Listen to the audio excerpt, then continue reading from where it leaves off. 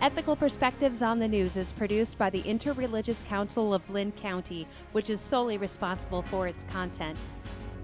The views and opinions expressed on this program do not necessarily reflect those of the staff and management of KCRG TV9. Good morning, and welcome to Ethical Perspectives on the News.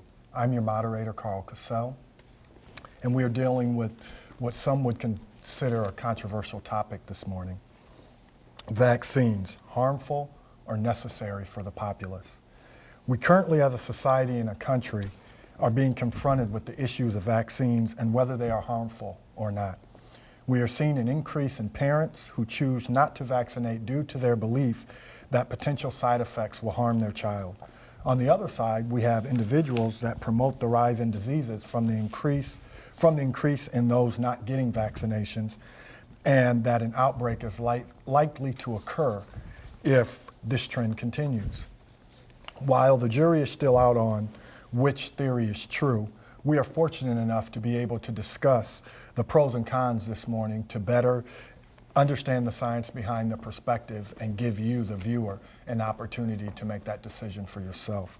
Joining me today is Dr. Scott Now, who is a pediatrician. Good morning. Morning. In the middle here, we have Cindy Dircks, who is a parent. Good morning.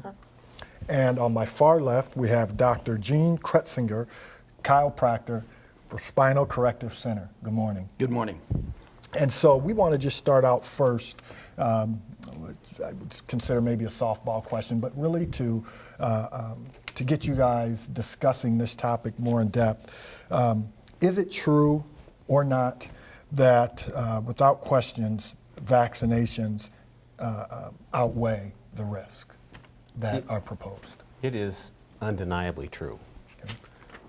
There is nothing worse than the loss of a child. Nothing. And I've seen it happen too many times. And were it not for vaccines, there would be 10,000 children paralyzed with polio every year in the U.S.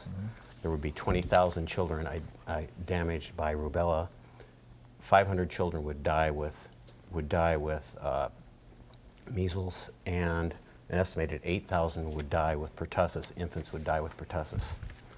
That's the reality of it. I think our population has been lulled to sleep because of the efficacy of vaccines, so that the rate of those illnesses has fallen precipitously. Anyone else care to chime in?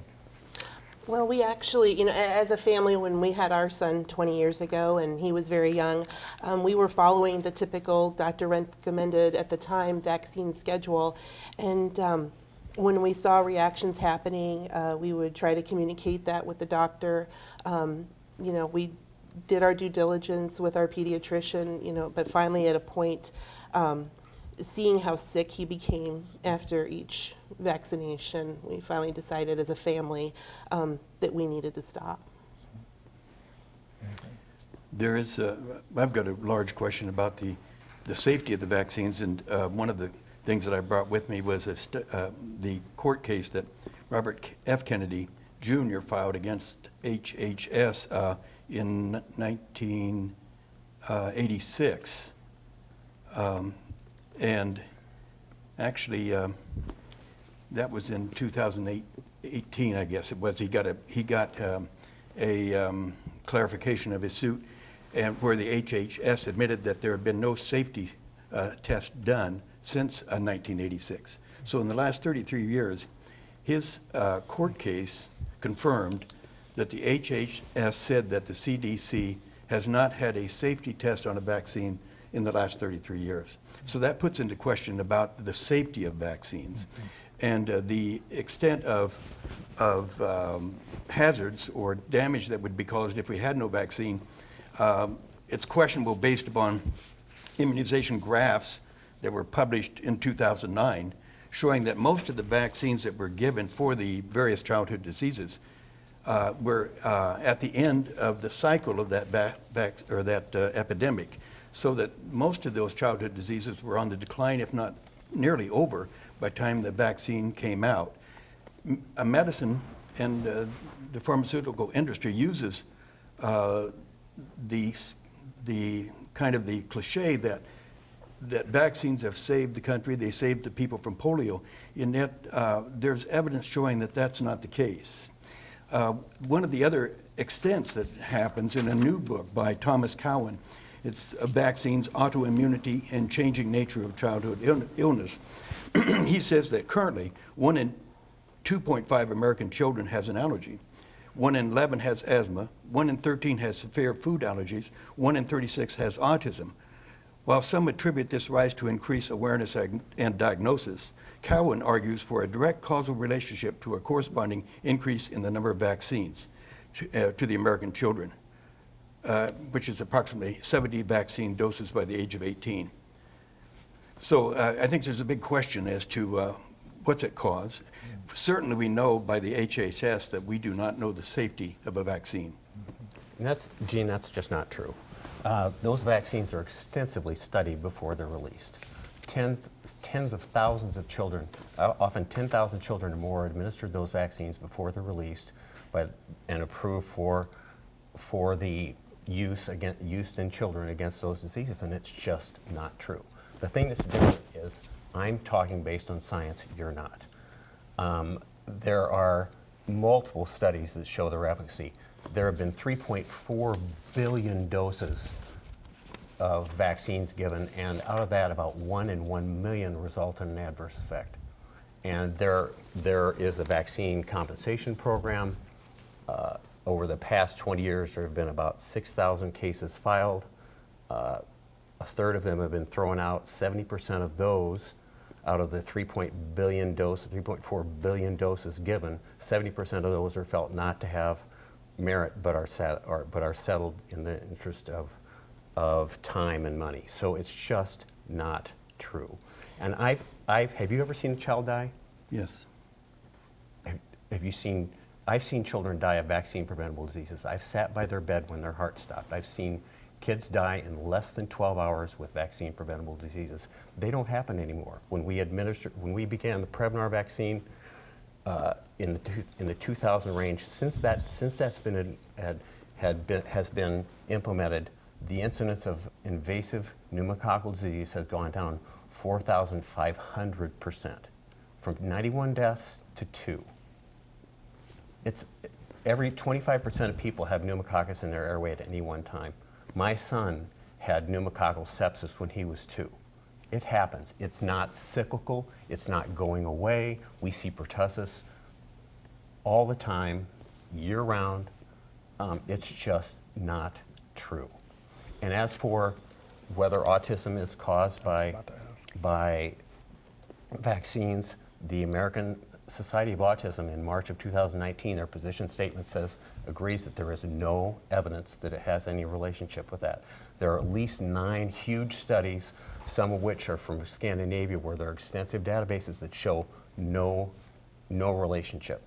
All this has come in part because Andrew Wakefield published his article in The Lancet.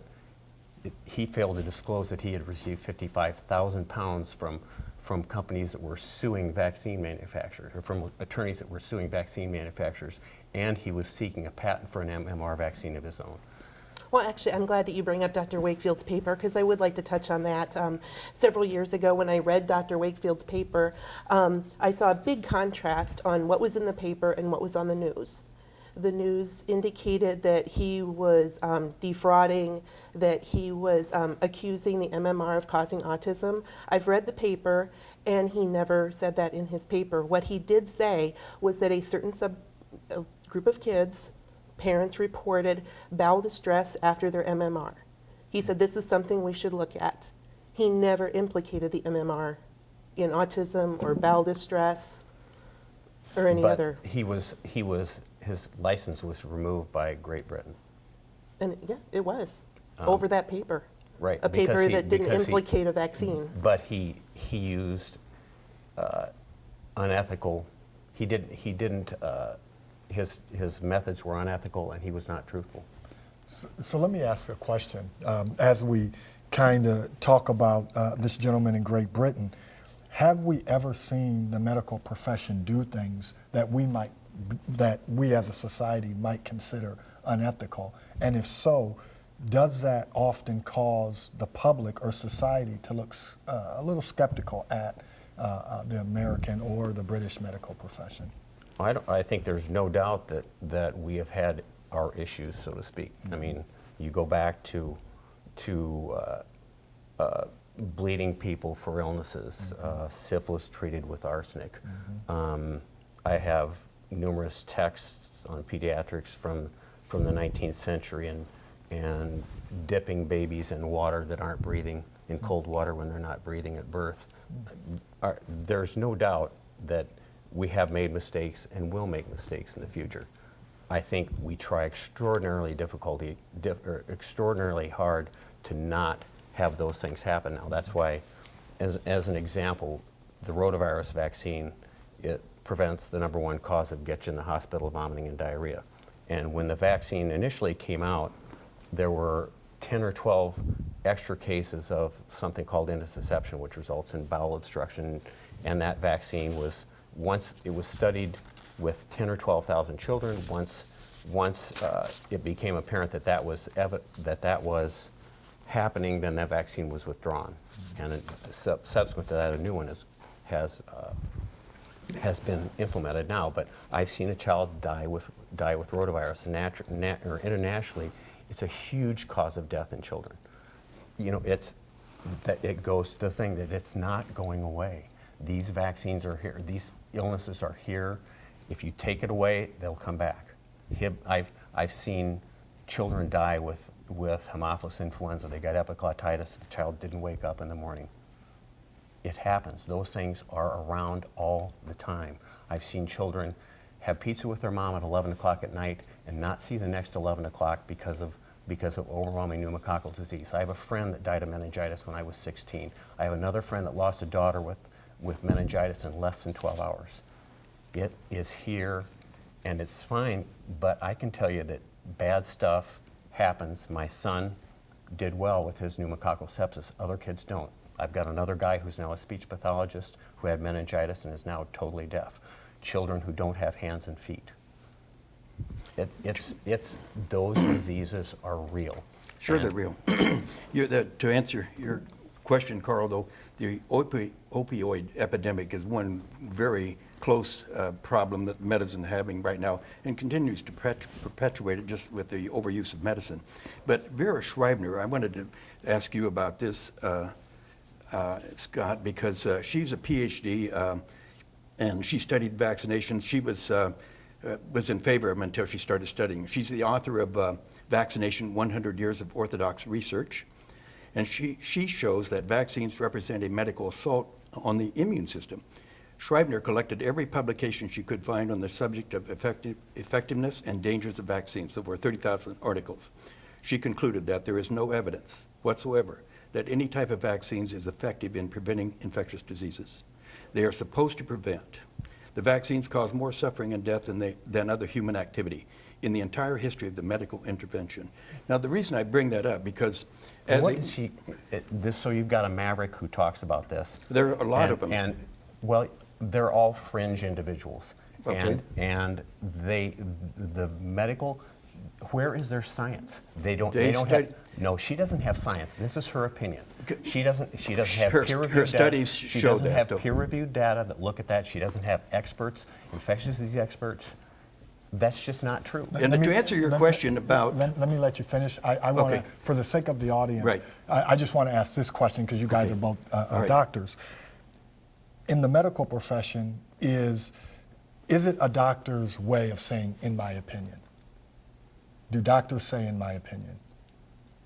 At times I say that, yes. Okay. Other times I say, yep, you have meningitis. She has meningitis. Okay. I think that the differences between us is not that we're not passionate about what we do or that we care about people. It's not that. It's the books that we read and the people that we meet. And you're reading books that are totally, and I think very biased about what you do. And they actually advocate what you do. So these people that I read are independent of all of that. And they just looked at it objectively. And I've got 20 books at the office that say the same thing. So it's not that we've got a difference. we have a difference, but it's not medical science. It is medical science. But it's not medical science. They don't have science. They're not reviewed. It's not medical science that is driving the mandatory immunization. It's the lobbyist. When you have lobbyists being paid by medical and pharmaceutical industry representatives that are giving 12 to 16 million a year or every 2 years to these congressmen, they're going to vote in favor of what their money comes from. They just do it. So it's not medical science that's driving mandatory vaccination, it's lobbyists. And so whether you're true or not, I don't think it's true. I think that you're believing that strongly because of the books you read and the people you're around.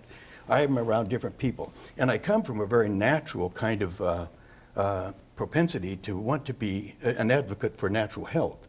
But that's our difference. I think that's an important understanding that medical science is not driving mandatory vaccination, even though you believe that there's a lot of medical science behind that. How is it that you can go through 33 years of vaccinations without a study of the vaccine safety? That's not true. It is? Well, how did he win the court case? I don't know the specifics of that case, but I can tell you that the rotavirus vaccine that was withdrawn was studied with 12,000 doses or 12,000 children. Yes. There weren't And by who? the incidents. Medical doctors that have the same convictions that you do. Okay. So, the problem is you have no one, don't have any science. You've got a maverick that's writing something. There's no science, there's no review of that information. Now, as for mandatory vaccines, so the Constitution, the Supreme Court has ruled that it's acceptable to attempt to control disease with vaccines and with quarantines, dating back to typhoid in years past. It's a public health, in other words, is recognized by the Supreme Court as a real issue. I don't think people have to vaccinate, but I don't think they have a right to take their kids to school or to my office, certainly. I don't want them, if they're not vaccinated, I don't want them in my office with my heart transplant patient. I don't want them with my office with my premature that's still on oxygen and having difficulty breathing and can't feed by themselves. I don't want them in my office with my cancer patients. They don't have a right to do that. And now we have an abomination of the religious exemption in our state. You don't have to have any religious exemption. The vast majority of people who file for religious vaccination or religious exemptions are lying. The only two religions that really say that you can't do that is like the Dutch Reform religion and Christian Scientists, and they don't even have a strong written policy. But there are 1,000 kids in the Marian homeschool program. At least a third of them are incompletely vaccinated, and half of them are into Marian schools every day, putting other children at risk. They don't have a right to do that. Those parents have a right to not vaccinate their children. They don't have a right to put my children at risk. If you're vaccinated, though, why would you be at risk? Because the vaccines aren't perfect. No, they're not. They don't provide 100% immunity. Gotcha. They require, and natural immunity doesn't work for that. So you can't become naturally immune to pneumococcal disease or Hib disease without having it. And there are 23 different serotypes of pneumococcus anyway. So you can't get natural immunity to those things. There are 3 different kinds of poliovirus. You could get every one of them. So vaccines are meant to provide coverage and improvement, and they work because you get over 90% of people vaccinated. I can give you a lot of books that say they don't work. Go ahead. They do. Gene, how come we don't see it anymore? Why don't we even get some literature on it? There's no literature. Let me let Mrs. Dircks jump in Thanks, because Karl. she wants to One talk. thing you mentioned, and I do take a very strong issue with, is that people are lying when they utilize a religious exemption. We do have vaccines actively being used on the market. The parents are not told that these vaccines contain aborted fetal tissue. They do not contain aborted fetal tissue. They do not. Those vaccines, which include rubella vaccine, the mumps vaccine, hepatitis A vaccine, and maybe another one, maybe a rabies vaccine or a shingles vaccine, the the viruses that they use to produce those vaccines are cultivated in cells that were from aborted fetuses in the 1960s. The vaccines do not contain those cells. So then, by that same statement that you've made, my religious exemption is no longer valid because, I mean, aborted babies were used, whatever shape or form you want to put on it. My religious exemption as a Christian and someone who is pro-life, and I should be mandated, possibly, to take a vaccine that contains that, not to mention... You don't have to get the vaccine, you just have to have it if you want your children to go to school. So you guys have all touched on kind of the constitutionality of this issue. Will it be in our country's best interest to mandate people to do things with their bodies just because? Is that a slippery slope that we really want to go down? I know right now there's the abortion issue that's in front, and we have a lot of Christians who are adamant that we take abortion out. If the state starts to mandate things done or not done to people's bodies, does it open up for anything to be done, mandatory vaccinations, and then anything else after the fact? Is that a slippery slope that scares anyone on the panel? Very much so. I mean, 2 states, California and New York, right now are mandating vaccines. People are leaving the state, whether they want to homeschool, whether they want to do private or public school, they're leaving the state. They're not going to Right, I'm concerned about it because procedure. the medical procedures that we're talking about are as much a matter of belief and fabrication for the purposes of their own purposes. And I believe that. So that why should I be vaccinated against something that in my Constitution I thought I was protected by the government, not mandated by the government to be abused. And just to bring a point up, in the U.S. Supreme Court in 2011, the court said that vaccines are unavoidably unsafe. Unavoidably unsafe. Does that mean that there can be complications occasionally, like 1 in a million doses? Well, yeah, I'm wondering. Well, 1 in 150. that would satisfy that. It might, but it could be. That gets back to the But we don't know mandatory. that. It could be 1 in 10. In fact, We do know. yeah, I don't think so because there've been no safety studies, and I'll get that information directly from Robert F. Kennedy because I know him, and I'll send it to you if you'll read it. Yeah, oh, I'd be happy to hear it, but and I'm sure you would want to go through all the different Not all of them. all but the different steps of each vaccine that have to go through to get approval from the CDC. No, I'm not interested in that. Well, see, that's where the information is. It's not That's where the from- bias is too. So let me ask another question. Vaccines in and of themselves, if they're all done the same way, is there a one-size-fits-all? Can it affect people differently? So if there are 1 in, you say 1 million, you say 150 children that are affected, is it worth the pause to even maybe arrange the vaccines to fit certain populations, or can we keep using the one-size-fits-all mentality? The vaccine schedule that's designed right now is designed to give vaccines at the time when children are most at risk, and they get revaccinated when their immunity wanes. I think the problem is that I see things based on seeing children for 40 years. I remember the times. I see children right now. You tell a family whose child coughs for 2 months in a row that pertussis is imaginatory. I mean, or tell my mothers who have lost their children that it's fiction, that vaccines, they would give their arms, their right and left arm to have their child back, to have their child's hearing back. It's not fiction, it's real. And if we forget that those illnesses are real and stop immunizing, then we're in trouble. Anything else?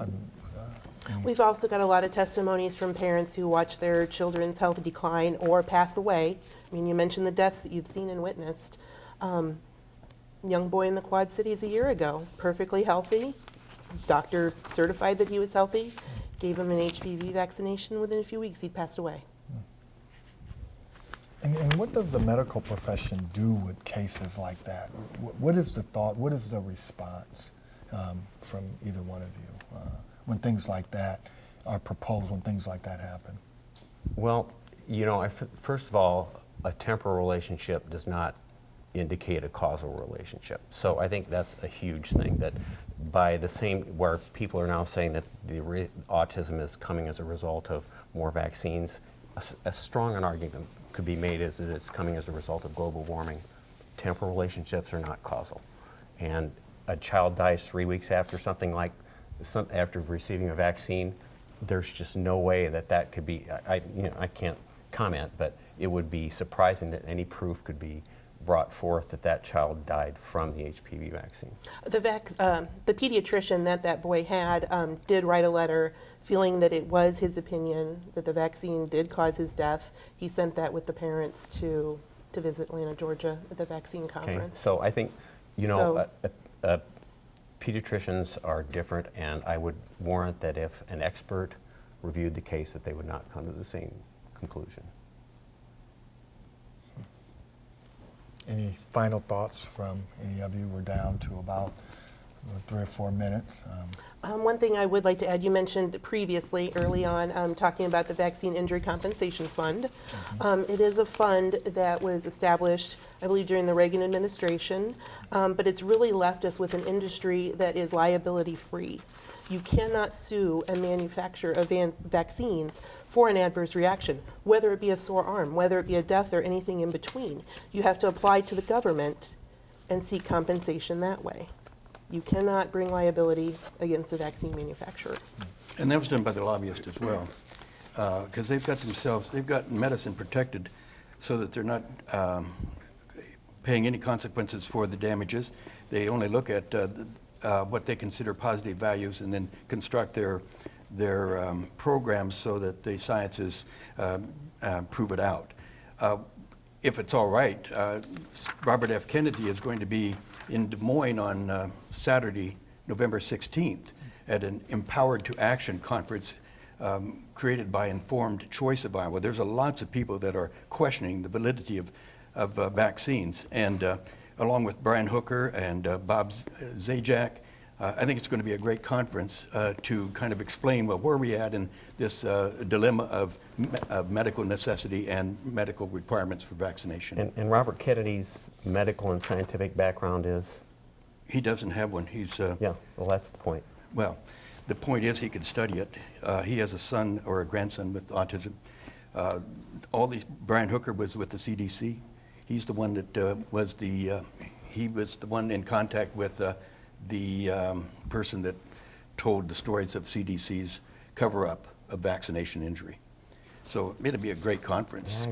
I really think those statistics are out for the last 20 years. Since 1988, there are statistics that look at all the vaccines. You can look it up online every day. It's there. It's not being covered up. It's there for the public to look at. Very good. Well, we are out of time. We obviously could not exhaust this topic in 30 minutes. I appreciate all of you for being on the panel today, and thank you, the viewer, for viewing. If you have any questions, you saw who these individuals are at the beginning of the show. Please reach out, talk. Let's keep the discussion going, and hopefully we can come back and revisit this at a later time. Thank you, guys. Thank you, Karl. Thanks. Thank you.